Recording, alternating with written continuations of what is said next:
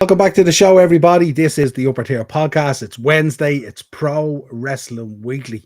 Thank God I don't have to watch the Carabao Cup tonight. Thank God for Pro Wrestling Podcast. Joining me as always, the panel. Keith's in the house. The chef's in the house with plenty of kisses coming your way. Emma's in the house as well. And Dave. Bren's busy. He's at a play tonight with the fam. I hope he's enjoying it. Ed is off in graduation. And Sean Mack is celebrating. Big happy birthday to Sean Mack's granny, 89 today. So fantastic, absolutely fantastic. So enjoy, lads. We wish you were here, but we will catch you next week as always. Just before we start the show, folks, if you could subscribe to the channel, hit the bell notification button and drop a like on the video. Emma's here. She is showing up. She is nursing a bit of an injury. She hurt her shoulder in training the other day and wrestling, stuff like that. So light up the chat if you can with them little ambulances or little cakes or whatever it is to make her feel a little better. If you can, if you are in the chat. Also, we want to talk to you before we get into the show. Our thoughts and prayers going out to the people of Jamaica. Melissa, hurricane hitting the island there and absolutely wreaking havoc, especially on the western side of the island. So if you are there or you are any of our subscribers or listeners on a weekly basis, please take shelter, take care, and of course our thoughts and prayers go out to anyone who has been affected by that or any lives lost or anything like that. We're thinking about you, Jamaica. You're not on your own. Also, we got news this week as well that unfortunately IRS Mike Rotunda has fallen ill, and the reports originally were that he has gone into hospice care, but that may not be the case based on recent reports. And the talk was that he apparently had stage 4 cancer, but the talk might have been that it was a heart attack. So we don't know all the details of this, but again, our thoughts and prayers, especially Mike Rotunda, and so close, obviously with Wyndham passing away as well. Of course, Bray Wyatt and stuff like that. Mike being Wyndham's dad. Very, very sad. And I was speaking to IRS when I was over at WrestleCon. Him and Ted DiBiase, myself and Dino were going over and paying our respects because we hadn't seen him, of course, on the passing of Bray Wyatt and stuff and all. I have to say, he looked pretty good at that as well and stuff like that, but you never know, of course, what's around the corner. So whatever it is and whatever care he's in, again, from the podcast and everyone on the panel and, of course, all the subscribers and chat and all, we wish him hopefully a speedy recovery. And our thoughts and prayers are with him and everyone around him, and of course everyone helping him as well. Right, let's get into the show. We are starting with Raw. Sean O, kick us off. Monday Night Raw. Okay, first let me say I did enjoy Raw this week. I know. It's not something that usually happens around here. For the first time in a few weeks, I've actually enjoyed Raw. Do you know what? I'll be dead honest. I said, I think it was last week or the week before on the podcast, I said that I wasn't too excited for Punk versus Uso for the title this Saturday. This promo has actually sparked a bit of interest, and I'm actually kind of excited for the match. Do I want either of them to win? No, not particularly. I'm going to be dead honest. But has it sparked my interest? Yes, and that's what you want. You want the fans invested, and if that's doing it for someone like me, that's always a good thing, you know. Let's see what else we got. We got Roxanne Perez versus Nikki Bella. Can't go a week on the podcast without talking about Nikki Bella. You know yourself. I knew you'd start off with that. Jesus. See yourself out, sir. End the stream. I don't know whether to leave or ask you to leave. Do you know what? This was actually a good match. And I know I'm pro Nikki Bella. I do defend Nikki Bella as much as I can. This actually was a good match. She was quite strong in this match and she didn't look bad. And even the fans who usually do complain about her actually quite enjoyed this match, and that surprised me a lot. So yeah, obviously a brilliant match there. JD McDonough versus Sheamus. This for me was probably match of the night. Two Irish men just going at it, Dublin style. I fucking loved it, every minute of it. And it's definitely up there already as one of my Raw matches of the year, easily. A lot of people saying it too. Charlotte Flair and Alexa Bliss versus Bayley and Lyra Valkyria was one of the best main events on Raw in a while, and I completely agree. agree. This was an absolutely solid match. I'm kind of hoping we see this rivalry continue, should I say. So yeah, overall, pretty solid episode this week. Awesome. Happy birthday, Dave. Tell your dad happy birthday. 75 on Monday. Enjoy your dinner this week as well. Go forward, folks. Anyone who wants a birthday shout out, my Revolut is in the description. It's $9.99. Niall is on Cameo for a tenner. Niall is doing Cameo, so book them while you can. Yeah. Close to and you Christmas. get one of those kill like Playgirl 8x10s that I do if you'd actually want one. But there you go. There you go. Emma, 4 letters, 1 word, Punk. Talk to me. WWE Raw. Listen, Punk, shut your mouth. It's time. Punk is getting that title. Listen. 4 letters, 1 word, fuck. Okay, you need to leave. Listen. Second. Okay, guys, then we can resume. Anyway, as I was saying, Punk is getting this title. That's it. That's all. No. See, I just feel like with Jay, nobody wants Jay to have the title. I think everyone can kind of agree on that. Or Punk. I 100% want Jay to get the title. Agreed. You know what? I'm done. I've got a big bag of geek glasses that need selling. But no, listen, CM Punk, if you're listening, I'm praying for you, buddy. I'm praying for you, buddy. Okay, moving on. Penta versus Rusev. I think that was solid. Los Americanos, I don't know. They're not strong enough. It's just something I didn't care for this week. Roxanne Perez, brilliant. Like every week, she just solidifies the fact that she is like a future superstar. She already is a superstar, let's be honest. And I have to say, I am a fan of Nikki Bella, and I did really enjoy this match. I do like Nikki Bella. Braun Breaker, I feel like I'm just becoming more of a fan of him each week. Like, LA Knight is another one of my favorites, but Braun Breaker, he's just insane. And he needs to get away from that faction. Definitely needs. No, the Vision's not coming in, Dave. No. Please, no. No, it's not. It's not. Jade McDonough and Sheamus, again, brilliant match. I think Jade McDonough he's a brilliant superstar. That's kind of what all there is to say. And then the women's tag team, again, like, they're brilliant. Everyone's just... It was a great Raw episode, I have to say. But all I'm saying is CM Punk's winning the title. And if I win, everyone Revolut me so we can all go to Belfast. How about that? We will be talking about Belfast, don't worry. Dave, thoughts on Raw? Quick one.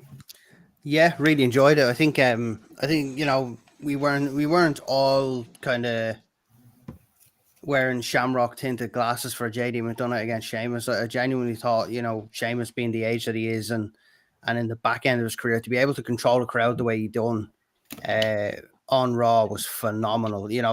Every second he got, he made sure the crowd was up for it. The Roxanne Nikki Bella match, what I loved about that was the fact that there was a bit of history there. When Roxanne met her when she was 15 and says, I want to wrestle you in the WWE. And then she got her chance to wrestle her 15 years later in the ring, however many years later. I love the backstory to that, and the match was really good as well. You know what? This was the first Raw where I thought there was the right amount of wrestling. Sometimes you get the matches that are 2-3 minutes long. You get very promo heavy episodes of Raw. There was so much wrestling in this episode, and I think that's why we all loved this Monday Night Raw, and especially the tag matches off the charts. The women's tag match is ridiculously good. I never expected Charlotte Flair and Alexa Bliss to gel as good as they have and to be as good as they are on camera and in the ring. The finish was just perfect. And yeah, I agree with everyone else. Just a great episode, Raw. Awesome. Keith, JD, his selling is very undervalued, isn't it? He's a phenomenal seller in the ring. Yeah, he's actually... Now, it wasn't my favourite match of the night, but it actually was a very solid, good match, and he is so good in the ring. Like, that's the thing. like I said before, I just wish they kind of just branch off now and just take away the Judgment Day completely, because I think it's time for them to do that. Because I would like to see Finn Balor get like at least one more big title run before he retires, and for JD to probably be in the mid card position, getting an Intercontinental title shot or something. I think he deserves that. But yeah, no, it was a really good match. My match of the night was definitely the women's match, the main event. It was just such a good match to watch. At one point, I genuinely thought they were actually going to win it. For some reason, I really thought they were going to win it. But yeah, like I don't know what they're going to do with Bayley and Lyra now. Like I was talking to Bren earlier about this, and I've kind of agreed with him. Like they need to pull the trigger soon now if they're going to do something with them. I feel for Survivor Series, but stellar match. Braun Breaker, I love Braun Breaker. I just think that match was phenomenal. LA Knight. Look, the only thing is the Nikki and Stephanie Vatcour thing. It's just I don't want her. I love Stephanie Vatcour, but I don't want her to be rivaling against Nikki Bella. I just don't think it benefits her at all. No, I'm not expecting her to have like Becky Lynch or something like that, because that's too early. But I would even just take Roxanne Perez for a while. I would love to see Roxanne Perez and Stephanie Vatcour doing a rivalry. But still a Raw, Penta and Rusev. It was a good match. I was telling Dave about this, but I just lost all interest when Los Americas came in, and I was just like, yeah, I just kind of faded off when that happened. But yeah, CM Punk, Jey Uso. I want CM Punk to win. I can't stand Jey Uso title shot. I'm sorry, Niall. Keith hates the Yeet Machine. He doesn't want to see Niall make a profit on his glasses. I know I'm probably not allowed in the shop anymore, but You're barred. You're barred, Keith. You're not barred. You're river barred. Yeah, I think there's definitely value in taking Stephanie and putting her in matches against the likes of Nikki Bella and some of those seasoned veterans and stuff like that. Because what it does is, and it worked very well for Tiffany as well, it builds their stock a little bit before you break them out then into that kind of, against the Roxanne Perez's or the Raquels and stuff like that. So I think it's always a really, really good move to do something like that, With regards to Penta, Penta's awesome. I love Penta, but he seems to be at the end of every mess these days, doesn't he? Like, and it just kind of devalues the work that's gone before it and stuff like that, because he's some competitor, and Rusev is growing on me week on week as well. He's really breaking out. So it just kind of like, I don't know what it's kind of building towards, but if you look over the last few weeks, there's just been a lot of interference around Penta. And he's putting in a serious shift on like that. LA Knight, who I'm a huge fan of, I just don't know where they're going to go with LA Knight. He seems to be, as I said before, that kind of filler guy that, he's backstage and a spot opens up and they go, put LA Knight in there. It's almost like we can rely on him, innit? Yeah, it's almost like he's used to elevate storylines rather than actually be a part of the storyline. He's nearly going into that Ziggler mode, isn't he? But just more active. Yeah. And it's and that's not necessarily to throw shade on or anything like that, because Ziggler was highly important to the company down through those years. Like, Niall, Jim, you're saying there, Niall, that it's good for Stephanie to face Nikki there, but I get that. But what are they going to do then when next year rolls around? Do you think they'll, have Rhea versus Stephanie then at WrestleMania or something? I mean, they could go with that, certainly. I mean, like, we wouldn't be upset with that as a main event. But I think what's happened as well is, because Stephanie's trajectory is so quick to the world title or whatever it is, I think what they have to do there is they have to put a bit of stock around it and stuff like that and build out that foundation of it. Because, to be honest, there is still lots of wrestling fans out there that don't really understand Stephanie and where she's come from and stuff like that and all. I mean, she's a highly decorated wrestler before she got to WWE and stuff like that, but there's a lot of fans out there that really are just WWE fans and they don't look outside that WWE universe bubble and stuff like that. So I think to build her stock out like that, I mean, they did a great job with Tiffany and all, and at times we were a little bit skeptical of Tiffany and stuff like that, but she's come on leaps and bounds and strides. And if you go back and you look at Tiffany's catalog for the last 12 months, she's had some stellar matches and she's built out a phenomenal catalog there of wins, both with the belt and without the belt and stuff like that. And I think, to be honest, it'd be an absolute travesty if that belt changes hands, and we're going to talk about it next, to be honest, because I as a phenomenal as Jade Cargill looks and stuff like that, and I mean we can go into it if you want, but as phenomenal as Jade Cargill looks at the moment and all, she's nowhere near ready, you know. No, I agree. When it comes Yeah. to Jade Cargill, I think it's a case of put her in the ring with Tiffy, have Tiffy defend the belt, see how she gets on. But every time I think she's getting to the stage where she might be ready, she takes that away from me. See, I don't think Tiff I- should lose the belt until WrestleMania. I think it's okay for her to have the belt. I think until Mania because she's doing very well with it. Yeah, no, I agree. I think she's a great champion.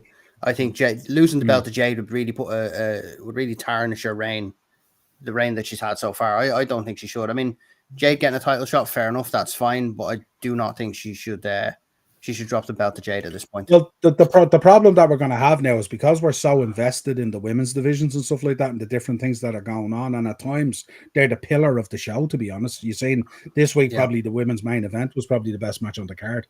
But the problem that we have then, it does go on Cargill. What happens then is you have a problem in terms of what are they going to do? Are they just going to bill her like a Goldberg where she's going in having 5-minute squashes and she's just destroying people and stuff like that? Exactly. What way are they going to build that character out? And is that really what we want to see from the women's title and stuff like that? Is that where we're at when we've just been having stellar stuff all along, you know? So I don't think, I'd be very surprised. I think they might use this match again as stock building process for Tiffany as well, that there's another big, huge win. And this would be a significant win as well, because I think most people are thinking Cargill's a shoe-in here. That's how I'm reading it anyway, from what I've read and stuff. But even her heel turn hasn't been that interesting. Yeah, well, I mean, it's in its infancy, Keith, so you have to give it time to marinate and stuff like that. You know, it really hasn't had the time yet to create an impression on us. But if you want to be truly that really, really good heel, and it's difficult for the women as well in that kind of heel mode as well to come across the way they need to be. But I think for them to work that way in terms of that heel mode, they have to work a certain style. They have to have a lot of tools in their bag and stuff like that to be able to work that kind of stuff, you know. And Jade just comes in looks the absolute business, but she's going to come in and she's just going to look like someone who's a destroyer. And you're going to see a lot of women on the way now, if she gets the belt, are just going to look really, really weak and get wiped out really, really quick because they'll want to build her like that Goldberg-esque kind of thing, you know. And that for me, I think is going to be a real problem. As Dave said, it's probably going to devalue what's gone before or what Tiffany has done. Kind of like what happened with Gunther with the IC belt. He built up the IC belt absolutely brilliantly. And then when we get there, it's not quite what it is when it goes off him, you know, and everyone goes, this is what Can I ask something though? Is there no added more matches? Because usually Triple H does 5 matches. You're probably going to get a match from SmackDown or something like that that'll be built in, I'd imagine, you know. So there's probably going to be 5 matches, but we'll see, you know what I mean? I mean, on the face of it, it looks like a really good Saturday night's main event. I'm not complaining anyway, but they'll probably throw something else in there. The entrances are probably going to make 10 or 20 minutes each anyway.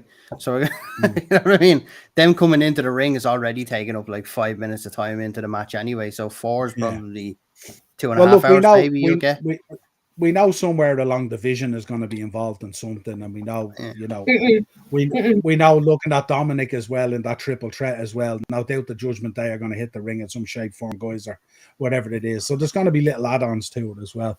Really looking forward to Cody and Drew as well. Give us your thought, folks. Let's start with Keith. What's your predictions for the 4 matches that we have so far? What are you thinking? Well, I'd go with the Tiffy. I think she'll win it. Dom Mysterio, he'll win it. I think for sure he's a shoe-in. He'll do like an Eddie Guerrero type of feel. I think he'll just cheat his way to winning it. Cody's a shoe-in to win it. Unfortunately, I would love Drew to win it because I think Drew deserves a title run. And then Punk, but I think Jimmy's gonna screw Jay and he'll turn heel, and then we'll get the Jimmy and Jay for Survivor Series, the redemption match. Yeah. God. But I wouldn't be surprised if Hunter comes back, or like a Chris Jericho. You know, you're not getting a Chris Jericho this early. Definitely not this early. Well, definitely. I say be Gunter probably will come back, I imagine. It's hard to say where Gunter injects himself into anything there on that card at the moment. Sean, what are you thinking? Good question. Yeah, I suppose for the world heavyweight title, as I said, I don't really want either of them to win. But if I am to go with one, it's going to be Jey Uso. Great. I am a, Are you saying that in terms of preference, or are you saying that in terms of that's where you think it should go? Or in terms of annoy Emma. oh, this is a tough one. Well, if it's the chef, first of all, it's annoy Emma. Don't tell her that. She knows, John. She knows. Do you know it's a mix of both, if I'm being honest. I kind of just want Jey Uso to win, and at the same time, I'm not quite sure. It's kind of a last resort type thing that if I am to pick a winner, it'll have to be Jey Uso. It's hard to explain. It's a mix of both. It's preference and just who I think. For the undisputed title, got to go with Drew McIntyre. I'm going to be honest here. Just take the title off Cody, please. If my opinion, it might be a bit controversial. Cena shouldn't have dropped it to Cody. We shouldn't have got Cody again. And I get at the time it made sense, but looking at it in the long run now, it's just boring. It's boring. Like, he left to film a movie, comes back, makes one or two appearances, defends the title once or twice. It's kind of Roman Reigns-esque at this point. And to be honest, I'm kind of sick of it. It's boring. There's nothing that sparks my interest, has my eyes on it. Give it to Drew. He deserves it. He's worked hard for it. And I know he'll give the fans what they want. So I got to go with Drew for this one. For the Intercontinental title, I got to go with Penta. I think Penta has been screwed around and thrown about for long enough over the past few weeks. I think now's the perfect time to put the title on him while it's a case of strike while the iron's hot, you know? So I got to go with Penta. And here's another controversial one. Jade Cargill. And I'm not saying I think Jade Cargill will win. I want Jade Cargill to win. I am sick. I'm sick and tired of Tiffany's reign. Look, Hot take. I'm going to be honest here. I'm not trying to take away from her reign so far. Her reign has been fantastic. As we said, the stock around it has been brilliant. Her matches have been brilliant. Her promos, I can't take that away from her. But if I'm to look back at maybe the past month, 2 months, it's been boring. Same stuff every week, and I get that happens. I get sometimes you can't always come up with fresh things on the fly, and with championship reigns, we might see the same thing over and over again. But at this point, it just feels repetitive, boring, and nothing fresh. And I'm not saying I don't like her as champion, but it's just boring the past while. So, look, maybe not have Jade win Saturday, run the match again, and then have her win it. I don't mind. But at this point, I kind of want Tiffany to drop the title.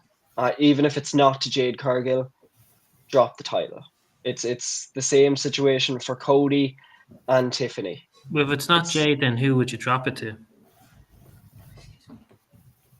I don't know. Look, there's plenty of women on the SmackDown roster now. I'll admit that the SmackDown roster isn't as stacked as the Raw women's roster, but there's plenty of people you could put it on, even if it's for a short reign. Zelina Vega, maybe Michin if you're feeling creative, you know.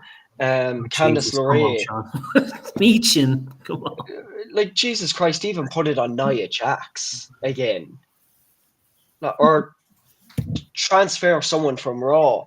It's just boring, repetitive, and at this point, I'm sick of seeing it on my TV screen. I'm not saying I don't like her as champion. I just want something new and fresh. I think it's time. Give it to Jade. Let her have that heel run with the title. And as you said, maybe it could be that whole squash match thing. That's fine. If that's what we get for a while, then so be it. It worked in AEW. Why can't it work in WWE? Do you know, Because Sean? Do you know AEW who'd been shit. you know who'd be perfect if she's built up a bit more? Would have been Julia. Exactly. That's another one I forgot to mention. Fantastic. I can't believe we're pivoting from Tiffany Stratton to Meechin to Nia Jax. To Julia. Don't forget. Look, so we didn't pivot to Julia. That was just Keith's little suggestion there. Oh, but he's right. He's right. He's right. And you're wrong then? Oh, I didn't think that's true. Give me 5 minutes and come back. Well, yeah. We'll move on. We'll move on quickly from your suggestion there. Anyway, Emma, Please and thank you. save him here. Save him, Emma. All like Jericho. Save him. I got you guys. Don't you worry. Put him on a list. You know what, Sean? You just made the list. Sorry, I had to do it. But see, Cody and Drew, I'd love Drew to win it. I have such a sneaky feeling they'll keep it on Cody, but I'd love Drew to win it. Like, he's amazing and he deserves to win it. There's no doubt about that. And I think he'd be brilliant with the title as well. And like Cody could branch off, do a little something else, build up something else, which like everyone would love to see because he's such a fan favorite. You know, have him do something a bit new. But again, I don't know if they'll do that because, as I said, he's a fan favorite. Everyone loves Cody as the champion. The Intercontinental title, I think Dom will retain. You know, he's a little sneaky character. Don't get me wrong, you know. A little Eddie Guerrero, you know, little Junior. He's a sneaky character. He's going to retain it.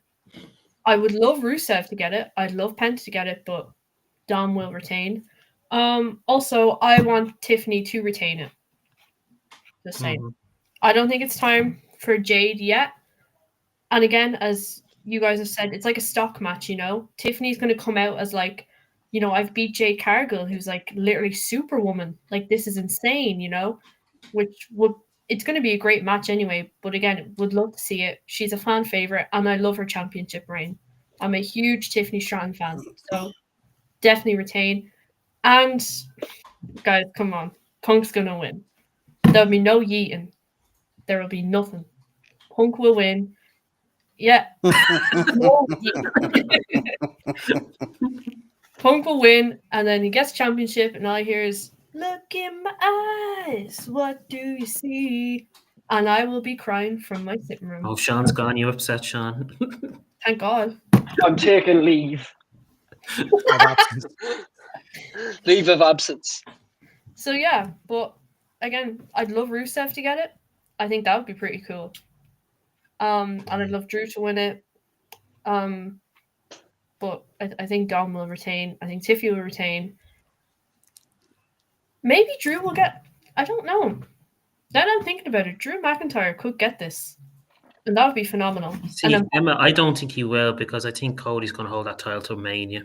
You stop that now. Don't you suggest such a thing. They did put him in the ad, to be fair. Yeah. That's my fear, you see. I would like if he dropped it because I would like Drew to get the title. Yeah, exactly. Like I think his run would be great, but If you're in the Mania ad to sell tickets, chances are you're not dropping that title. but who's in the Mania ad? CM Punk. I rest my case. And Brock Lesnar. No, for that That's match. why tickets aren't selling. I'll see you in the ring. Pepper pot.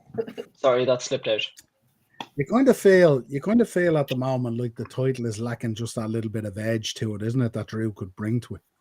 Yeah, I think so. Yeah. Yeah. Like the way you've spoke about Tiffany being kind of the last couple of months, you know, a little bit repetitive and stuff like that. Good Lord, Cody is like rinse and repeat. Like it's just the same garbage all the time. Like, But if you I ask think- me now, she's like the biggest Cody Rhodes fan. I think Cody has been found out as very, very one-dimensional. I think like I was all for Cody winning the title the first time, but we realized very quickly that he's better in the chase than he is with the belt around his waist, right? I think that's fairly I loved Cody's chase to the title. Thought it was phenomenal. Then when he won it, straight away went flat because the chase was so good. You know, nothing's ever going to be as good as the chase was. I live in Scotland. I live with a Scottish woman that almost drapes a salt tie around her shoulder every time Drew comes down to the ring. So this can only benefit me for him to win the bloody title. But you know, for me, Tiffany to win, Pablo Escobar's nephew to win the title back again. I'm gonna go with Drew just because I do agree with everyone. I want Drew to win that title. Deserves it. I think a title run with Drew right now will give SmackDown that little bit of injection of intrigue that it needs. I don't think it's getting the attention that it needs at the moment. As far as the as the title match goes, CM Punk and the Yeet Machine, I want Punk to win. I really, really want Punk to win. But I have a feeling Emma's going to be crying into her pillow on Saturday night. Dave, jeez. Oh, you're genuine. I'm sorry. I don't want to say that Jay won't, but it's leaning towards Jay winning and him going full-blown heel. I don't think it will. And absolutely ripping the place apart. I think Jimmy's going to interfere because they built this up too much with Jimmy and Jay. No one wants to see Jimmy and Jay again. No. I don't. I don't think even Jimmy and Jay want to see that again. Not for Christmas anyway. Yeah, I don't. I'd be very surprised if that's the case. That's like, I reckon they might go 2.0 on main event Jey Uso and actually put the actual machine and the rocket behind them this time, not like what they did last time. To be honest, I think we're going to see, as Punk says, mini Roman. I think we could see mini Roman, and I don't think that'll be a bad thing. I think it'd be pretty good, to be honest. The only belt I see changing hands is I could see Rusev winning the IC belt, and that might potentially put the route to John Cena to complete the belt tally kind of thing, because him and Rusev have history. So that would kind of make sense. True, yeah. We need to bring the tank back out. Yeah, but I just think that might be that could be a nice pathway for the IC to find its way to John Cena, maybe, and I don't think the thing about putting it on Penta, if John Cena wants to complete the belts, and he has spoke about it and stuff like that, I don't know whether John Cena versus is a decent recipe, as our chef would say. I just don't think Styles make matches and stuff like that, and I think Penta is probably a bit too much for the current rendition of John Cena, if you like, I think. But yeah, right, let's move on anyway. While we were talking about that was a nice little segue, because now we're going to be talking about the WWE roster and the future and what it holds. This came up as a topic. Keith was talking about it a week or two ago. We didn't have time to do it, but we said we'd cover it tonight. What's our general thinking? Keith, you take us down through it. I just put a few highlights in there of people potentially returning. I know Randy Orton saying he might go to 50 and all that kind of thing, but just things that are there. I think Seth Rollins saying he can't stay healthy, I think is a little bit unfair. I know he's had injuries and stuff like that, but like he's not like cracked, as we say. Kevin Owens, obviously, we don't have a massive opening and stuff like that. But Keith, take us away. What's your fears here for the roster? I personally think, to be honest with you, I said this loads of times today. I've been having a good conversation with him. I'm kind of fearful of this roster because all the main eventers are in their mid to late 40s now. Now, I know Cody, he's early 40s, but still, if you look at it, Drew McIntyre's in his 40s now, Jey Uso's in his 40s. It's getting to that stage now where Triple H really needs to pull the plug and start making proper younger stars for the next 10, 15 years. Now, I know he's doing that with Braun Breaker, but you can't just do that with Braun Breaker. There has to be other ones that he needs to start bringing up even more. Now, he probably will from NXT, but I'm just getting a bit worried now with the roster because AJ Styles is retiring now next year. Randy's not far off retiring. He's, 45, 46? Yeah, Roman's not got many years left in him. Roman's only have a few years left in him. And the same with Seth Rollins. Punk has probably another 2-3 years left at best. Kevin Owens, we don't know if he's coming back, and he's in his 40s as well. No, I'm not saying when you hit your 40s, it's a dead end. It's completely different compared to like 20, 30 years ago. The wrestlers nowadays can look after themselves a hell of a lot better, and they can prolong their careers because they're not doing stupid amounts of dates anymore. But it is still concerning because if you look at it head to toe, a lot of the roster, if you look at The Miz, he's 45. 46 now. The least injured wrestler in the history of WWE has to be. He is, but he doesn't have many years left in him. I just found it very concerning, to be quite honest with you. The aging of this roster, and let's be honest, in the next 10 years, we won't see a lot of these wrestlers that we have now today still wrestling. The likes of Sheamus, The Miz, obviously AJ Styles, LA Knight. He's about nearly 45. R-Truth. R-Truth, well, geez, well, R-Truth, yeah. Do it's very concerning, and I don't know where they're going to go from this, because at some point they're going to need a serious overhaul, because CM Punk came out and said he's not far off retirement. Don't. Do you know what we often talk about as well at times on the podcast, and I've often said it before.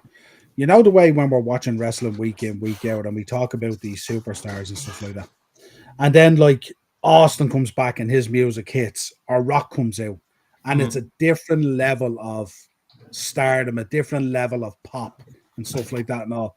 And I suppose the concern when you look at it as it trickles down, like, we're not really going to get another John Cena. We're not really going to get another AJ Styles or CM Punk or Randy Orton or whatever it is.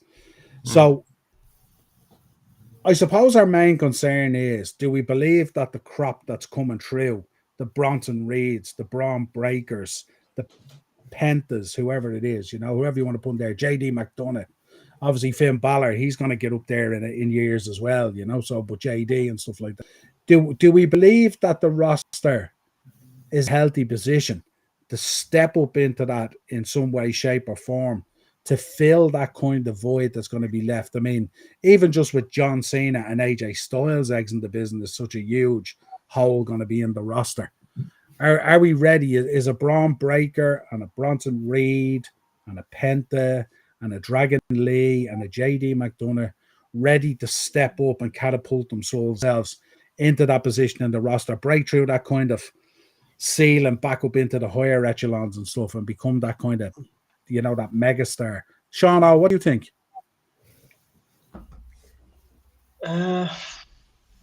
It's hard to know. I think it all kind of comes down to if they're used right. Obviously, WWE has such a big roster, all filled with amazing talent. But see, there's only a certain amount of spots you can fit everybody into. You can only have a few main eventers. You can only have a few main or mid card, a few tag teams in the title picture at every certain time, any given time, So I think it all kind of boils down to how do you use them, and if you do use them, how do you use them right, And I think that's one thing WWE's lacking at the moment. And if, let's say, in the next 10 years, if all these big names are gone or retired, that they have to step up, that if WWE can do that, then that sets the tone for the next 10 years, Emma, what do you think? Because I look at it sometimes and I think a lot of what I'm enjoying about WWE at the moment and over the last 2-3 years or whatever it is, a lot of it is when they kick me with the nostalgia. So the Saturday night's main events, occasionally a legend comes back or they bring someone back in. Punk came back, Cena came back, AJ's in there, stuff like that and all. And then they kick it up with a little bit more nostalgia. You get someone else coming in. Huge talk of Jericho coming back now for a last run and a WrestleMania and a Hall of Fame.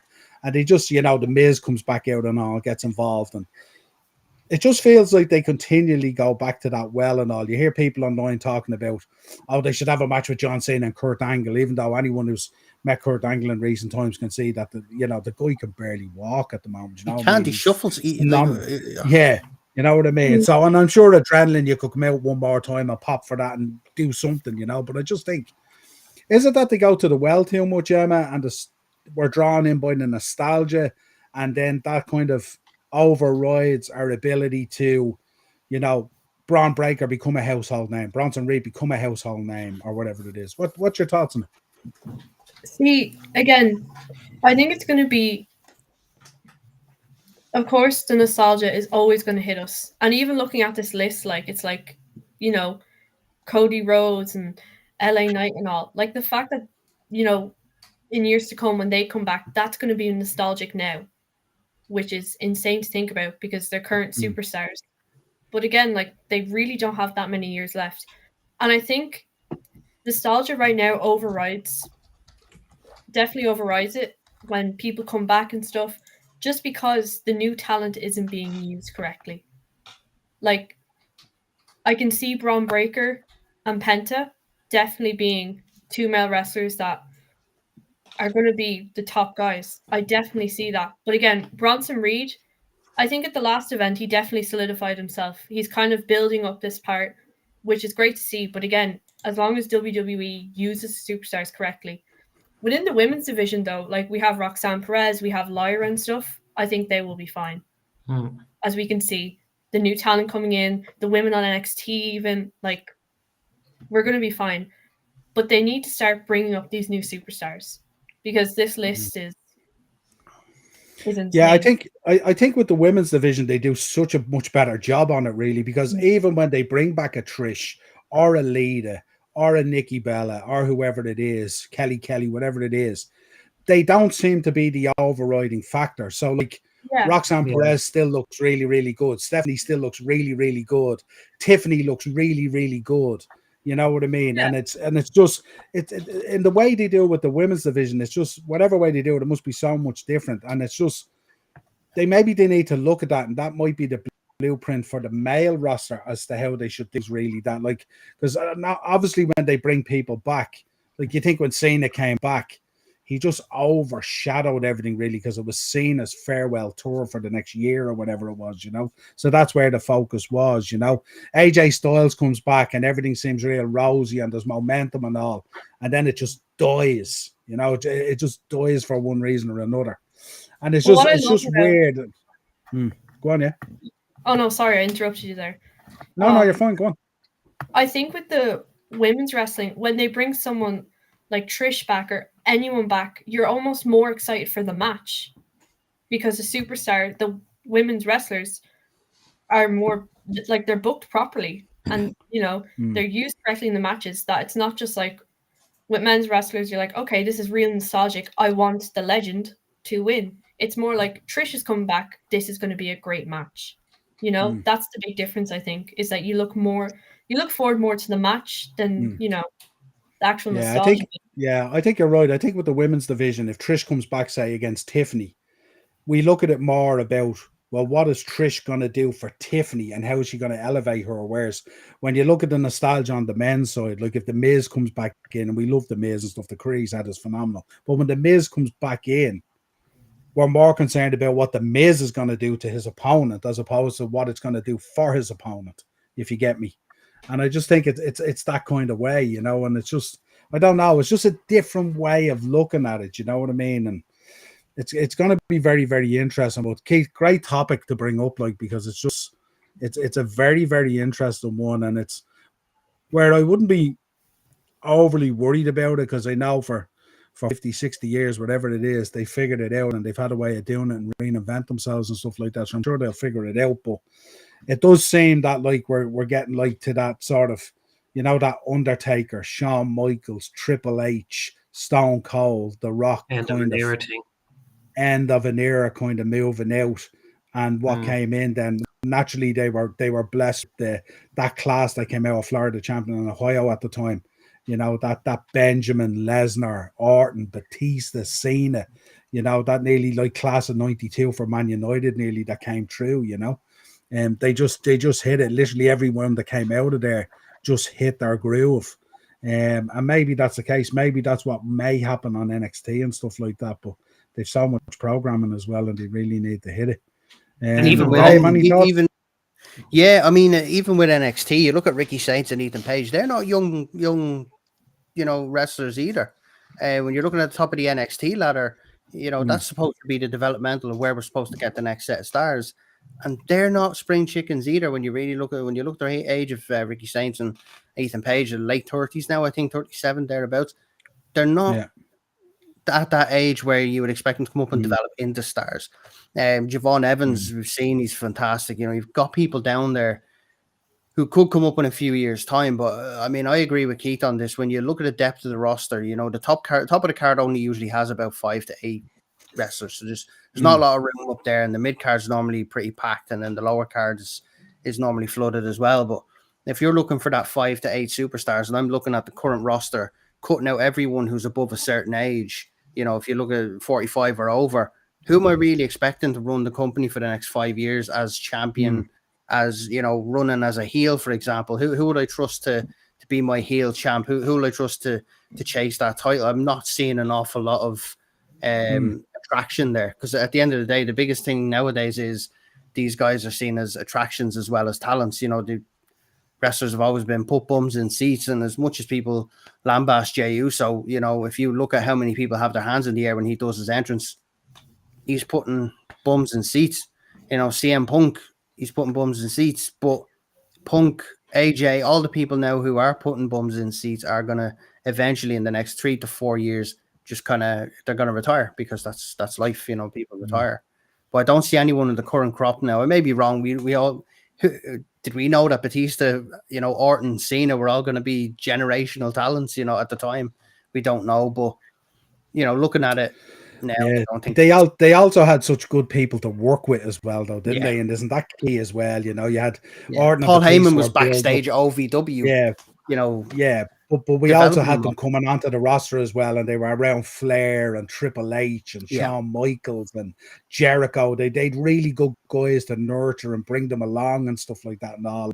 We also had a number of people coming in. You had Benjamin hung out with Kurt Angle, Team Angle and Charlie Haas and all. They'd such good people to be with them and stuff like that. And they're great dance partners as well, and they were always fed into people that, if you wanted that heel, they fed in real good baby faces for them to feed to them, are really good the opposite way as well. So they'd always good people to work with and talented and experienced people.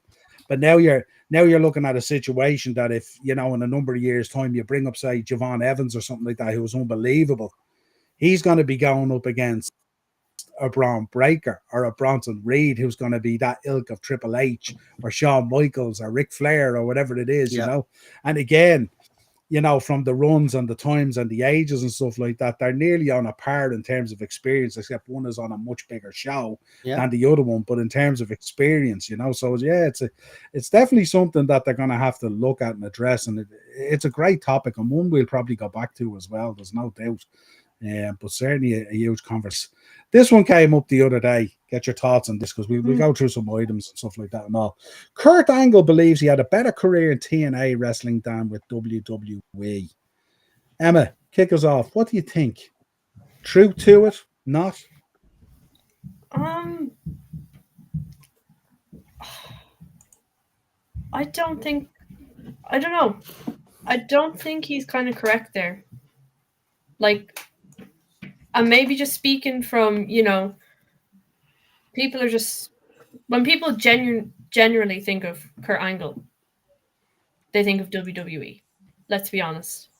And I think just kind of from that perspective, I don't know. I just think with not even just mega fans or super fans of WWE, but even just regular fans, when I think Kurt Angle is WWE, not TNA. But maybe he was more satisfied in TNA. I'm not too sure, to be honest.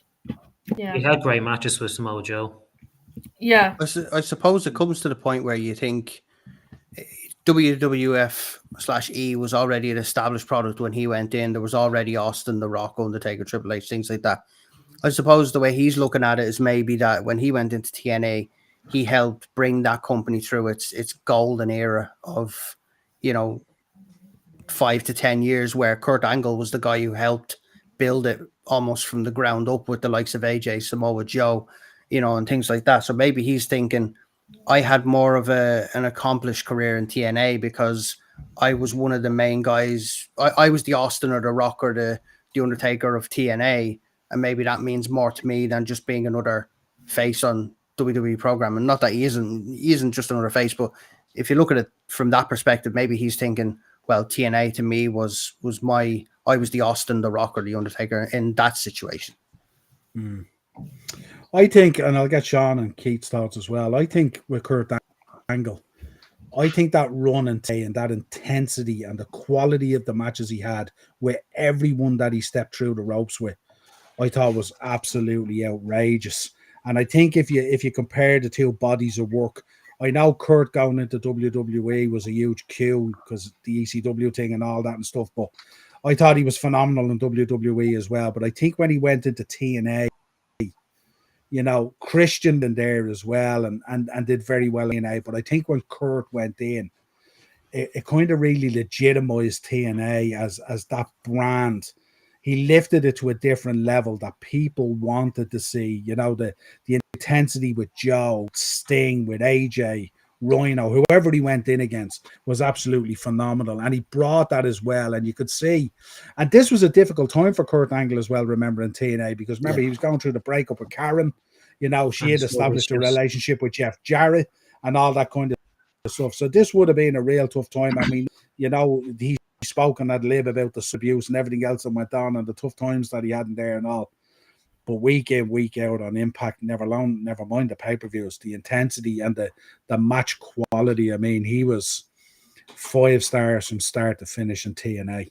I know it got tough at times on him and stuff like that with the substance and the marriage breakdown. And of course, it didn't help that she was, you know, parading herself around with Jeff Jarrett and stuff like that and all. Did not help the situation one bit, but absolutely phenomenal. I think there's a lot to look at that and go, yeah, probably the case. Because I think in WWE, yeah, you can pick out some really cool moments and interesting stuff that he did and all.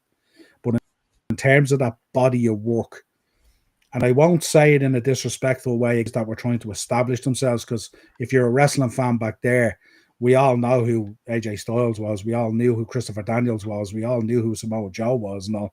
But I think to elevate them as we talk up into just an extra echelon up, to garner fan interest and stuff like that was huge. Sean, what do you think? Do you know, you actually took the words out of my mouth. A lot of people would say that, as Emma said, he was synonymous with WWE, you know. But me personally, when I think of Kurt Angle, I think of him more in TNA. His storylines, his promos, absolutely phenomenal. His work, obviously we see him there holding the IWGP title and the TNA World title. That's what I think of. Believe it or not, that's the photo I actually think of when I think of Kurt Angle. I would say that his body of work in TNA and WWE are equally both phenomenal. But obviously, me personally, I would prefer his TNA run. I thought his TNA run was phenomenal. And as you said, he put TNA on the map. So I actually agree with him. I think his TNA wrestling career is actually better. And I definitely urge anyone watching, if you haven't watched his TNA matches, promos, etc., definitely go back and watch them 100%. Yeah, even the matches in New Japan were phenomenal, and I'm glad it showed both belts in the graphic as well, because some of those global wars or something they used to call them or something like that, Global were Wars, absolutely outrageous as well. I think there was there an 8-man they did over there or something, and he was on one of the teams. It was him and Christian, and I think Christopher Daniels was involved, AJ Styles was involved, and a couple of the Japanese lads, and it just has an 8-man. It was sensational. Keith, Kurt, like I think I agree with a lot of everybody's saying. Anyways, I think personally we can all agree that he is a TNA Hall of Famer and he's a WWE Hall of Famer for 2, without a doubt. Now I watched this TNA stuff back then as well. For me, because I grew up watching him from the very beginning, in the WWE, I would go more so as WWE stuff, just purely because I enjoyed it a lot more when he had HBK, when he had Eddie Guerrero, when he had like the beginnings of John Cena, which I would love to have John Cena, to be honest with you, a bit more if he stayed around a bit more. Like I think he had more stellar matches, even with Taker against Kurt. No Way Out 2006, I think it is. Could be wrong on the date there. I really enjoyed that match. That was a phenomenal match. Overall, just for me, like I would go with the WWE one for me. That's just me. But saying that he was phenomenal in TNA at that point when I was watching it with Dave in his house back in the day, and look, I personally, the only thing with Kurt Angle is that I felt like he stayed in the wrestling business too long. And that's what kind of got him where he is now, unfortunately. And the drugs didn't help too.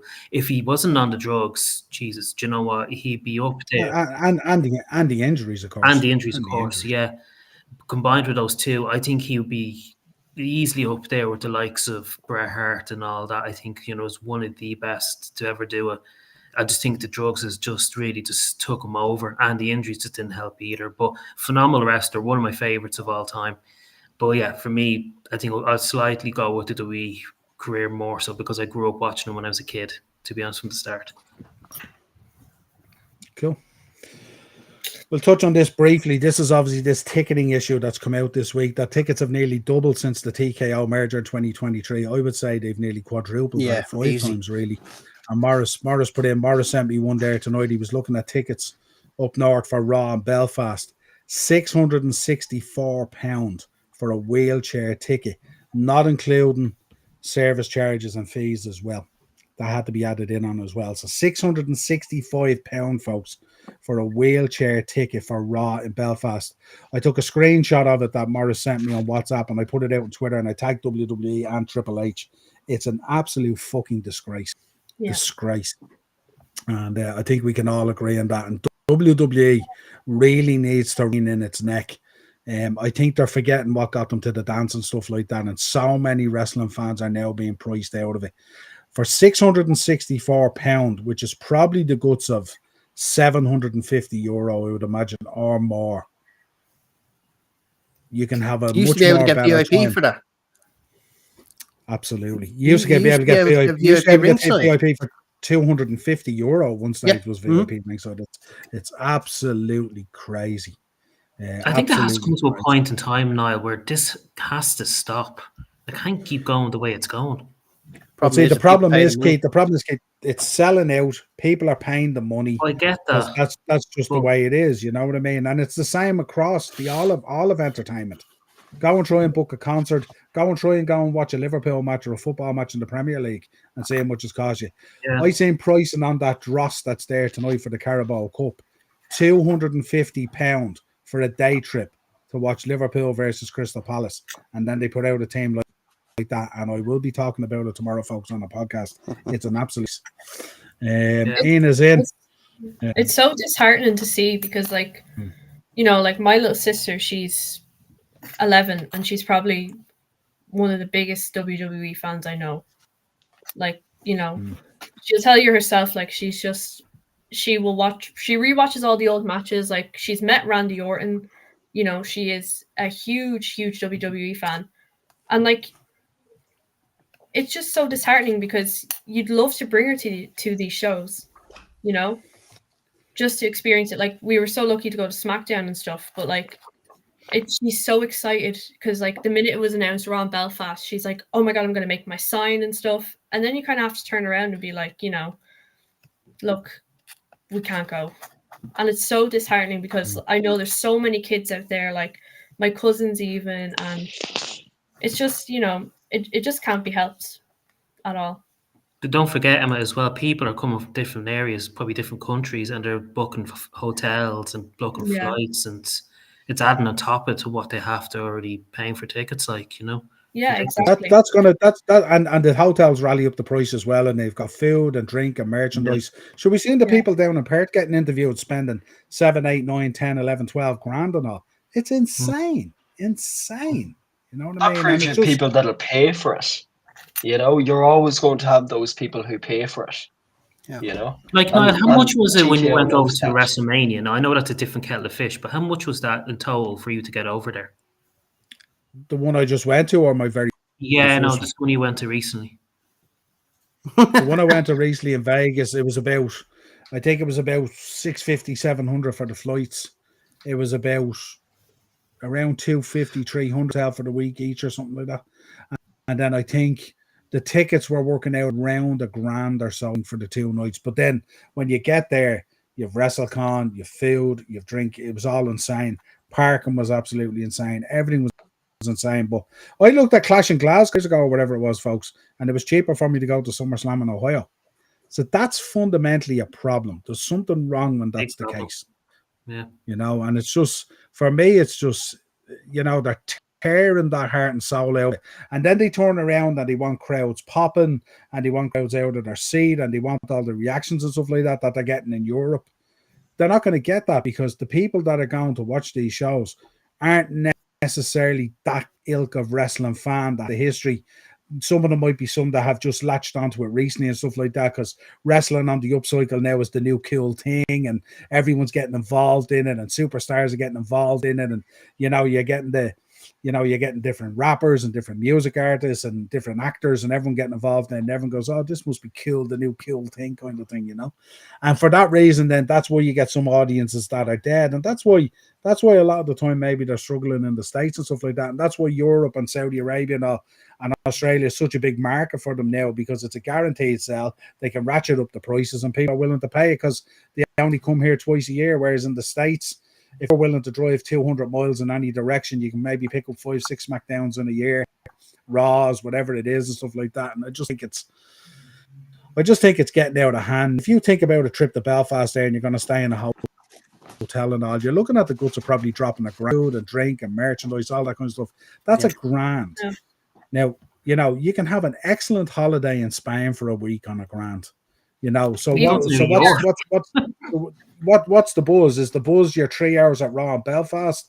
Is your buzz a week-long holiday in Spain, sitting at a pool watching Raw on a tablet on Netflix? You have to ask yourself at some stage there has to be some sense brought to this. You know what I mean? And you remember years ago when Vince? Sorry to cut across, when Vince said when he was competing with Monday Night Football and the NFL, right? And he said we want to be more like the NFL.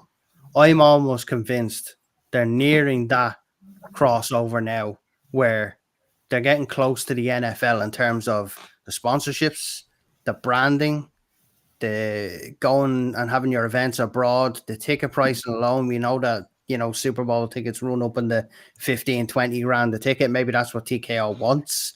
They want to be that brand that people pay that money for. But I genuinely feel it's feeling less like a sports entertainment / wrestling company.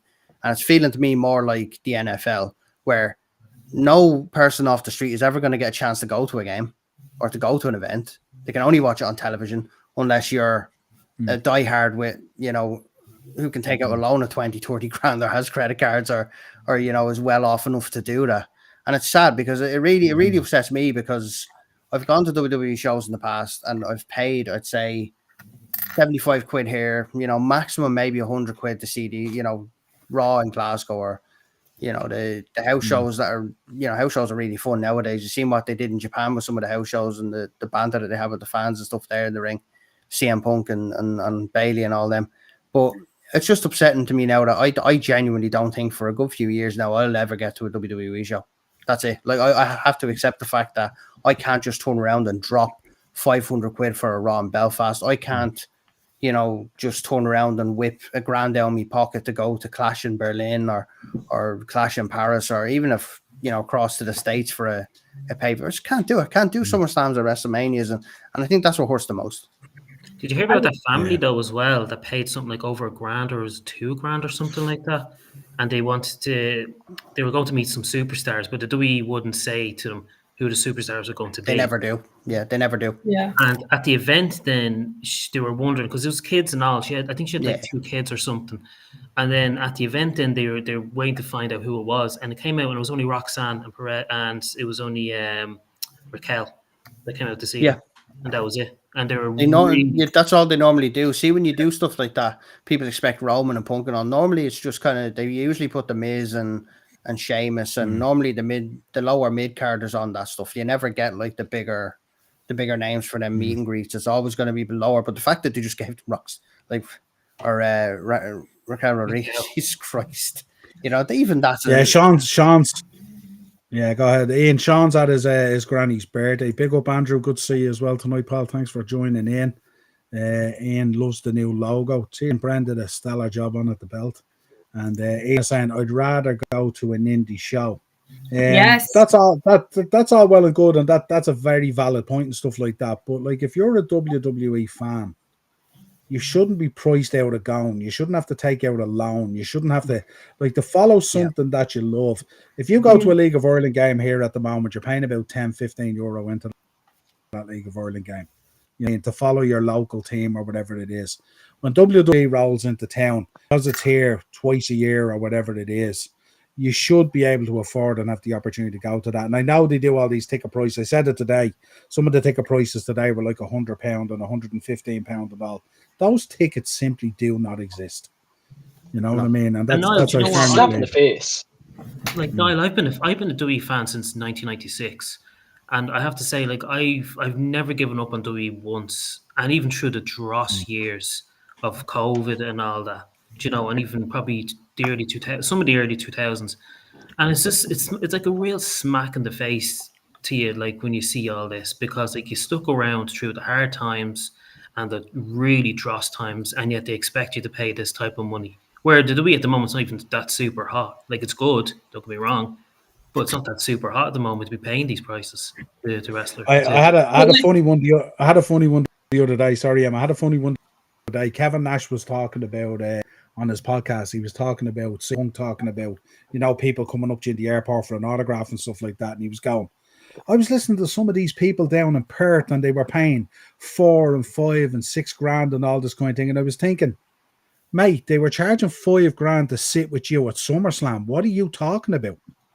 You know, the hypocrisy of it was unreal. Like, you know what I mean? Mate, your 2-day SummerSlam sitting with you at SummerSlam was costing $5 for people. Stop talking nonsense like you're naive and you don't know that this is what they're charging. You know what I mean? Yeah. Absolutely insane. Talking about the click, give it a rest, mate. You know what I mean? Just unbelievable, like, you know. I think But I Go ahead, think it's just a slap in the face with the prices, as you said, Keith. You know, we stuck around through the hard times, and every time really we've been fans our whole lives. I know I was a fan since I was a young kid anyway, and I know all of yous were fans since you were kids. And I think it's a slap in the face. Like, I wasn't planning on buying tickets for Belfast anyway, but I said, you know, I'd get the pre-sale code and I'd go on and see what the prices were like anyway, just in case I wanted to buy one maybe a few weeks before the show. But you're looking at nearly, like, I get it's premium seating and it might be the floor or ringside or first 1, 2 or 3 rows, nearly €900 for one ticket. Now I know wrestling and concerts are different, but I, a few weeks ago, went and got 5 tickets for Luke Combs. My family's big fan of Luke Combs. I went and bought 5 tickets, and it was still cheaper than one ticket for a premium seat for Raw. Not for a pay-per-view, for Raw. Back in May as well, I went on a 6-day holiday to Greece, and that was still way cheaper than one ticket for Raw. Like, I Look, suppose you look at if Ian you're there. having 2 or Ian's- 3 tickets, but one freaking ticket, you know? Yeah, but this is supposed to be family friendly entertainment. The guy came in today at the SmackDown show, 2 kids and 2 adults, $2,000. It's insane. It's It's a joke. absolutely insane. It's and there's insane. Ian in the chat there. Yeah, there's Ian. 1987, I started watching WWF. There is no way, if they cared enough about the situation, that someone like Ian gets priced out of going to a show when they're here. It shouldn't happen. It shouldn't happen. You know what I mean? But it's like- Absolutely. They're just seeing, criminal. that's all they're seeing, and that's all it is, and that's all it's going to be. This is it. We've seen the prices go up dramatically in the past year or 2 years. To be honest, I'm terrified to see the prices this time next year. Like, you'll probably be looking at $1,000 or $2,000 for one ticket, and I'm actually scared about that because, you know, I have been to maybe a few live shows, and then SmackDown was obviously my first televised show. I'm probably not going to get to a pay-per-view, and I'm dying to get to a pay-per-view, maybe a WrestleMania someday, and I really hope to. At these prices, not a hope in hell, not a freaking chance, you know. And it's sad because there's kids who want to go, and you know, some parents will pay that amount of money, pay 10 or 20 grand, you know, to take the whole family to WrestleMania or a SummerSlam or a Royal Rumble. But you know, there's people that can't afford that, and obviously me being one of them, and I'm not afraid to admit that. And I'm sure all of you guys can say the same. Like, not like you can't take out a fucking loan or a mortgage like just to buy 1 or 2 tickets like for a show. Just to sit your ass on a chair for 2 or 3 Yeah. hours, you know. Yeah. And that's not Yeah. including flights if it's in a different country, accommodation, anything That's like just that. your seat. That's just your seat. But it does sadden You know? me, you know, the way you go back and you look at those things they did, you know. I was there when Snooker sailed off the top rope kind of thing. And you know, the way they got back into the audience and the fans, and you see their eyes light up. And you know, when John Cena comes out, you see the kids. This is our guy, this is our superhero and all. And yet there's so many kids out there, so many families, so many fans that just will never experience that now because of the pricing. And it's really, really, really sad, really shocking, like, to think that that's where it's gone to now, that like the price of a 2-week holiday on the continent now is the price of a, you know, going to watch Raw. One ticket. It'd be interesting to see how Saudi's going to be like for WrestleMania, how they're going to price that. Yeah. Dave is in as well. He was saying 1989, and then he was also saying that I would have loved to go to Belfast because I missed SmackDown in Dublin. The problem is with these things, and we've said it before, even with the gigs and stuff like that, if you continually keep on feeding the monster, those ticket prices are only going to get bigger and bigger and bigger and bigger and bigger. People now pay to sit in audiences to listen to fucking podcasts. It's insane. And we love podcasting, but it's insane. Did we ever think we'd see the day? Like, do we? You know? We go live in Whelan's, $5 on the door, lads. Here we go. I'm gonna be in Belfast in no time. That's VIP. You might get a few take sandwiches too if you're lucky, you know. We'll take as many pictures as you want, and we'll sign as many 8x10s. Sean will cook for the show. He will have food. Yeah. That's your VIP is when Sean will cocktails, sausages, a few chicken chunks. You know, I'm treating you as well. There you go. I am. Don't say I never treated you as well. And you know what? It's actually quite sad to say, you know, if you want to go to Raw in Belfast, folks, you may start Airbnb in your house, you know, because you're going to need to if you want to go. Yeah. And that's the reality. That's the sad reality. And the fact that it's came to these prices is an absolute joke. That just proves that WWE and TKO, and that's the problem. You can't put all this on TKO either. You can't just blame Ticketmaster. You know, it's the exact same for every show. Oh, this is completely Ticketmaster, TKO.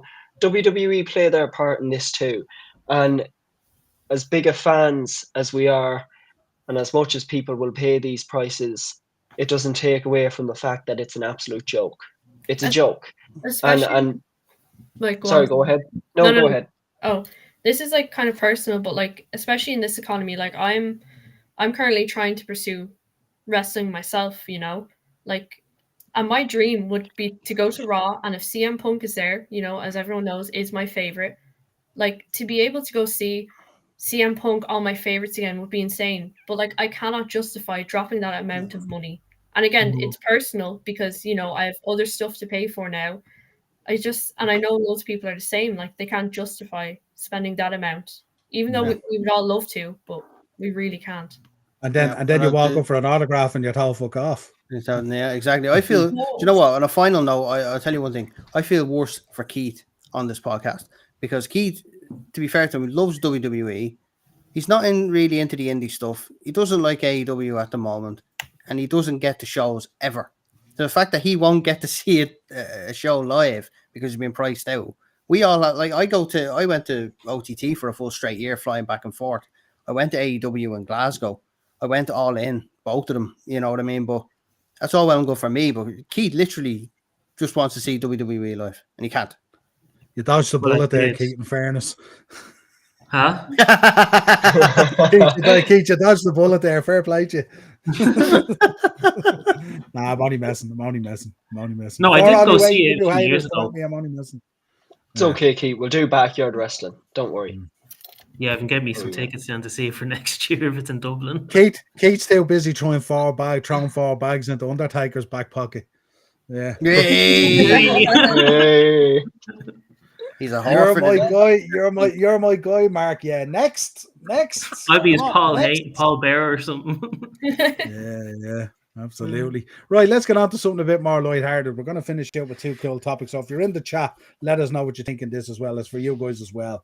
World champions that never were in WWE. I'm not talking about if you held an OTT world champion or a TNA one or whatever it is, but in WWE, who's the guy that comes to mind, the guy that you think of should have definitely been a nailed-on world champion that was never a world champion in WWE? Star Keith, kick us off. Kurt Hennig, Mr. Perfect. He should have been a W Sure. champion for me. Watching him as a kid, he was just phenomenal. He's just such a good in-ring wrestler, good on the mic, all around. Like, I don't know why he never got a shot at the title, to be honest with you, because he's just, as his character is, perfect. He was just so good. Scott Hall. I think Scott Hall should have gotten a title shot as well. He was amazing. Rick Rude, who's on the screen there as well, and Jake the Snake. They all should have got title shots too. Dave said someone earlier on as well. There was a very good show. Who was it again, Dave? I'll go through mine when we get down there. Yeah, he said somebody to me, and I was a very good show. I can't remember who he said to me again, but yeah, it's just for me. Owen Hart should have got a title shot for me. Another one. But no, for me, Kurt Hennig, I loved him when I was a kid, and I thought he was just phenomenal. It's an absolute shame. And British Bulldog. Stop stealing all my names. Shouldn't have sent me a list, I see. That's the problem. I think, you know what the issue is? The issue as well is with a lot of these guys, they were super, super talented, but they were just super, super talented where their timing was just off in terms of who was around the world picture. I think a lot of that's the case. Now, obviously, the politicking as well and the strangling of the belts and stuff like that as well played a part. A lot of these guys were totally fitting of being world champions. Obviously, some of them went off the rails and had their demons and timing and injuries and all sorts of stuff and all. But in terms of if you look at them at their peak and what they brought and stuff like that, Rick Rude certainly stands out a mile. Ricky Steamboat as well was absolutely phenomenal. Yeah. They all generally won gold wherever they were and stuff like that and all. So Sean, give us yours. Who comes to your mind? If it's now, listen, we don't have to go back this far either, folks. If you think it was James Ellsworth, let us know. Eugene. Whatever you want to put out there, it doesn't have to. You don't have to go back to the 80s and early Jimmy 90s Wang and all the. Party. Don't knock Jimmy Wang. Funaki. Yang. To be honest, I actually kept it quite modern within the times. I think one of the best shouts of them all, Shelton Benjamin. Yeah. Definitely should have been it. 2005 was the year to put the title on him, and they missed that mark and every mark with him by an extremely long shot. The other person I have on my list is Shinsuke Nakamura. I think they should have pulled the trigger 100% in him and once again failed to do so. Who else?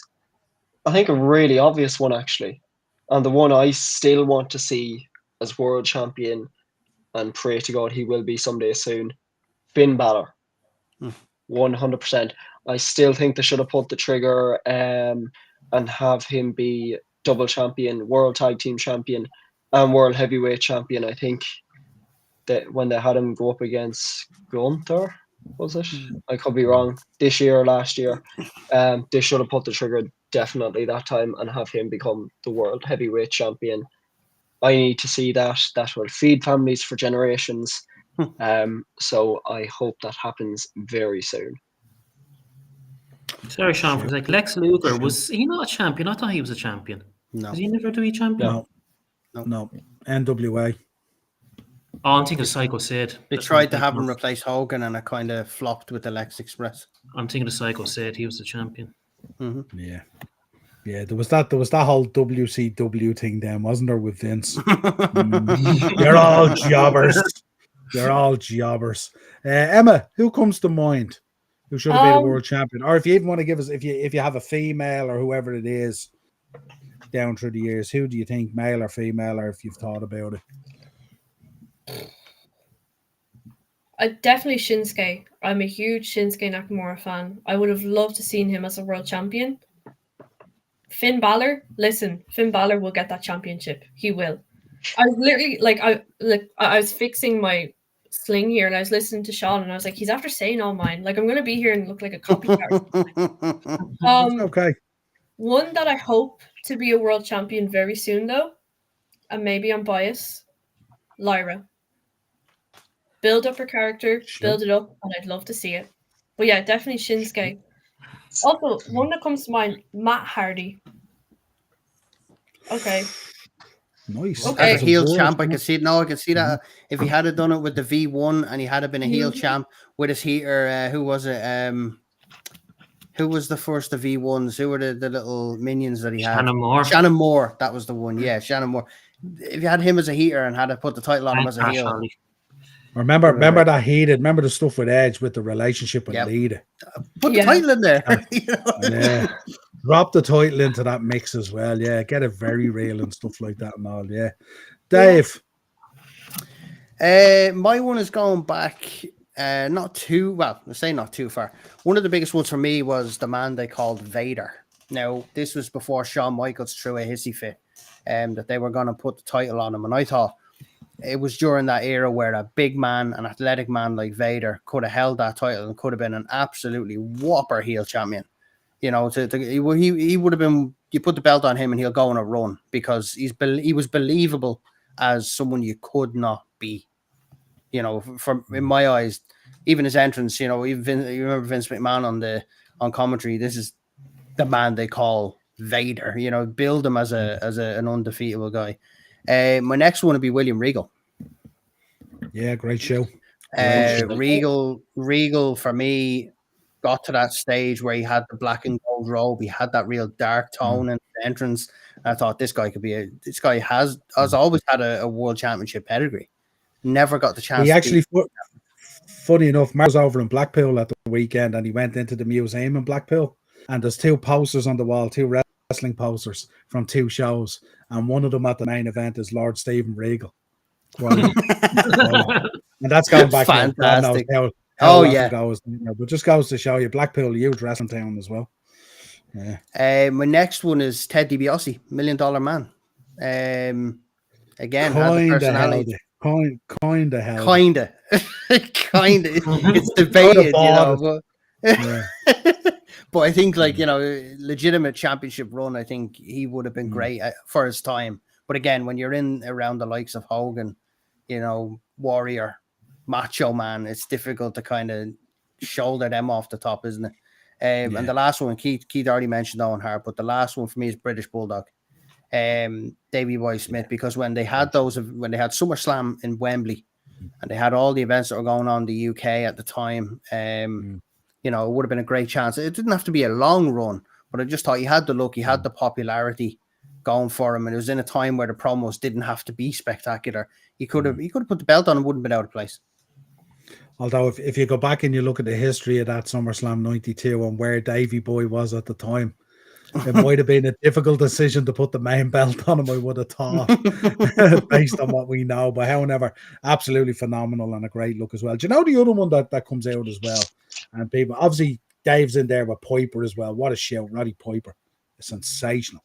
But the one that shouts to me as well is, and it doesn't often come to mind, either of the Powers of Pain would have been the Barbarian or the Warlord. Boss Man would have been fantastic. Big Boss Man. Boss Man was, though, was he not? He was with WWF champ. Oh, he was. Sorry. The other one I was thinking of was Jim the Anvil. And I was thinking if they had to put on Jim the Anvil what they did with Bret Hart and push them like what they did with Bret Hart, because Jim had the physicality, he had the technical ability, but he also had the promo. And he would have been sensational as a world champion. That's a good point, actually. Brian Pillman. Yeah, again, I suppose the difficulty as well, when you look back at some of these careers and where they were at particular times and stuff like that, you'd be a brave man to put the world title on Brian Pillman, and not because of skill, not because of quality, but because of the world title is the total presentation of your company. you're then the guy, you represent the company and stuff like that. And look, I love Brian Pillman. I have figures here and stuff and all sorts of Brian Pillman, and that's why I follow closely the son as well, Junior as well, to see how that's going to pan out and stuff like that. But it's yeah, well, we look at the ring ability and stuff like that as well, and there's so many good ones, you know. It's hard to pick, you know. Yeah, Ian's and Lex Express ran out of gas. He's saying. I'll give you a women's one, Natalia. See, the thing is, she was a great in-ring wrestler. She had no charisma, though. I felt she had no charisma with her. We need Natty. That's who we need. Just throw out Natalia and get Natty. I think that'd be the right move. Attitude. Yeah. I think we would have went with China back in the day just to do it like, because remember she was kind of different back then. It'd have to be believable. You know, would China beat The Undertaker? Not a chance. Would China be able to body slam the Big Show? Not a chance. Like, I know you're like thinking, you know, you put it on a woman, but I don't know. I think she could have in some way if she had fought the right wrestler, you know. China versus Stone Cold would have slapped. Not gonna lie. Not gonna lie. I would have loved to have seen that matchup, like, or the promos. Can you imagine? Can you imagine? Good Lord. I'm all for Can you imagine Vince it. backstage? Right, Steve, we're gonna put the belt on China tonight. Now, like, imagine Austin, like the reaction and all. Like, that's like, oh my God, that's like Brock with Moxley, isn't it? We ain't doing any of that shit, okay, Dean? Yeah, no, that ain't happening. And I love China. What a competitor. Unbelievable. Right, round it out with a bit of fun because it is Halloween. And folks, if you are going out for Halloween this weekend, trick or treating or bonfiring or whatever it is, please go out with 10 fingers and 10 toes and come home with fingers and 10 toes. Stay away from those black cats, right? Your man Dad will tell you, don't be buying them black cats. I'm looking at you, Keith. Absolutely. Yeah. Absolutely. And if you are around fireworks or bonfires and stuff like that, just be really, really careful because sometimes things happen on these nights that can't be taken back and can't be fixed, you know.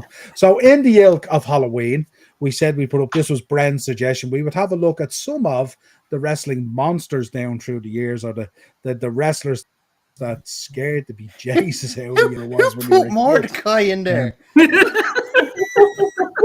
You can clearly tell by this slide that this slide was not constructed by me. I'm just saying. Mordecai. Jesus Christ. Having said that now, Kevin Thorne and Shelly Martinez was a scary combination. Let's not get it twisted. So go on, kick us off. Emma, you kick us off. Who was one that sticks out, or one or two that stick out, or is there? I mean, there's a couple of females as well in there if you've done your homework that were proper. Where's Luna? That's what I want to know. Stop ruining the show, Sean, Keith. I went to Emma, didn't I? Yeah, guys. No, listen. When I was really when I was younger, anytime Kane came on, you know, me and my cousin would be watching wrestling. Kane comes out, I'd be running out crying. I love him now, listen, but oh my God, I didn't mind the Boogeyman. I didn't mind any of them. But the minute Kane came out, it's just the way he stared down. I just thought, like, as a child, I was like, nah, I'm not having this. Get him out. I was like, I can't be dealing with this. Like, I actually stopped watching it for like a little while because I was that scared. To be fair, who else? My sister actually, she is like has this fear of Nikki Cross. If she's in the background, she'll be like, no, turn it off. Turn that off, Emma. So, proper conjuring fails to Nikki Cross, isn't there? Love it. And I love her. Love it. Absolutely love him. Yeah, good show. That's kind of it. Just Kane, just no. Dave, give us a couple. For me, I think growing up and being able to look back on it now, how good of a method actor he actually was Mankind. Absolutely loved Mankind just because he made you believe he was absolutely off the rails. Like, he had genuine psychological problems. when really he was just a dad with 2 kids. You know what I mean? When you get older and you look behind the curtain of it all, it looks different. But at the time, when you looked at Mankind, you know, he just deranged, crazy, scared the crap out of you. The things he would do, shout at you, he's ripping his hair over, legitimately ripping his hair over his head. And I grew up in the era of Kane and The Undertaker, but I will give a special mention to one particular wrestler who was one of the worst ever get in the ring, but still to wrestle on those ice skate shaped boots. The Goon. The chap had, look at the boots that he had to wrestle in. The skill it takes to stay upright on those thin little boots. But like, we also have to look at the funny ones, like, you know, the Repo Man and the Goon, and you know, was there a Bin Man at one point, Garbage Man or something like that? You know, they had everything. Doink the Clown, you know, so many of them. But my number one show has to be Mick Foley and Mankind. Do you know, we'll come to the guys now in a minute. I love thrillers as much as I like horror movies. I love a good thriller movie and stuff like that and all, you know. So I kind of think that the Wyatt family were scarier than the Fiend. Yeah, they were actually, yeah. There's a hot take. I looked at the Wyatt family and I thought those guys would bring you into a barn on a farm, tie you up and fucking skin you. If you've watched House of a Thousand Corpses, Niall, you're bang on the bloody money. Yeah, I always thought when they first came in, that Wyatt family and the buzzards and the rocking chair and, you know, the presentation of it and all, and obviously Reddy's Luke and stuff like that, and Eric Rowan and stuff, and then they brought in, you know, the sheep mask with Braun and stuff like that and all. I thought they're way scarier than the Fiend. You know what I mean? Just for me, in a thriller kind of way, you know. Yeah. But Sean O. I think my number one is and always will be Bray Wyatt, just because he's one of my absolute favorites. Always has and always will be, and he was kind of front and center at the time I really fell in love with WWE, and he was the one that grabbed my attention most of all, you know. Didn't scare me, but just his character and how he carried himself, even the mask, that everything about him really, charisma, just absolutely phenomenal. So he is and always will be number one, and then obviously number two has to be Mankind. As Dave said, you know, he actually made you think he had psychological problems, and he really, you know, dove into the character and made it a piece of him, and just portrayed it absolutely perfectly. Yeah, those are my top two, definitely. Keith? I have a few actually. The Brood. The Brood actually scared the shit out of me when I was a kid. The one point he scared the shit out of me when they were and actually... do you know the funny thing? Gangrel's probably the nicest guy you'll ever meet. Yeah. We've had him in the shop. He's one of the nicest guys I've ever had in the shop for a signing and all. There you go. Well, shout out to Gangrel. The one point that he scared the bejesus out of me is when they introduced him into the Ministry of Darkness, when they unfolded him and he had that face that just like scared the shit out of you. There was that. Kane is one of them. Back in the day, he used to scare the shit out of me when I was a kid. Funny enough, Taker scared the shit out of me when he was the Ministry of Darkness, because he just had that satanic feel to him, and he did everything. Like he was just nuts back then. You didn't want to be on that cross, did you, Keith? No, I didn't want to be on that cross. No. But at the same time, I was enthralled by him. Like, and it was a good show as well by the Wyatt family. They were a good one as well. Yeah, like why is Braun Strowman up there? Because he's part of the Wyatt family. That's why. He's not scary at all. Like, anyways. Oh yeah. Stand next to him and say that. Yeah, like for me, number one would be the Brood. The Brood, the first ones that scared and Luna. Shout out to Luna. She scared the shit out of me as well. So true. What about Goldust?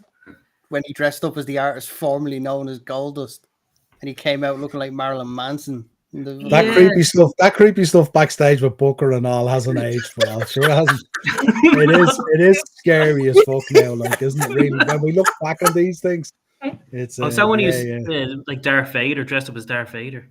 That's what Just you're it's talking beyond even that, like, you know. Do you know, it's just like it's Can I ask though? that's a that dark cross side of the there, ring what is that? episode, isn't it? What is that thing with the The what? cross that's on the screen? That's the Wyatt family, Keith. Is it? Oh fucking hell! I didn't even know. Is it? Yeah, there you go. What about Seven from WCW? Any shout outs to Seven looking in your window when you're trying to sleep? Good lord. If anyone hasn't looked up the Seven gimmick of Dusty Rhodes, please do. It's fantastic. Oh Jesus! Yeah. And then the promo that followed. What's yours now? I have two. One, like Papa Shango, that time with Warrior. Remember when he had him under the spell and all the stuff coming down and the goo and all that kind of stuff. And then the other one I have to put out there as well, Paul Bearer, lads. Paul Bearer. Yeah. It was just like talking about a guy who lived and breathed the gimmick. But just was fucking scary as fuck, you know. just mad at those times, just insane, you know. Absolutely. What's your crazy. job? Well, I prepare people for death quite literally. Yeah, and the other one, I suppose, Sherry Martel in her peak was an extremely scary individual. You know, so yeah, that was kind of like some weird ones out there and stuff like that. Kamala, obviously. There was one years ago, actually, going way back before you guys. You might remember him. Fuji managed him. Killer Khan. Remember the guy who had the kind of the little patchy haircut, and he used the promos. He was digging the hands into sand that was scalding and all, and you're just there. Fuji, actually, Mr. Fuji, Jesus, he just. We say the Mummy from the WCW times as well. That was ECW. ECW. I thought it was WCW, wasn't it? Oh, the zombie from ECW. Zombie you're thinking of, sorry, yeah. ECW, yeah, absolutely, yeah. Sandman, he was pretty terrifying. Yeah, no, I suppose Neil Jack would lose it.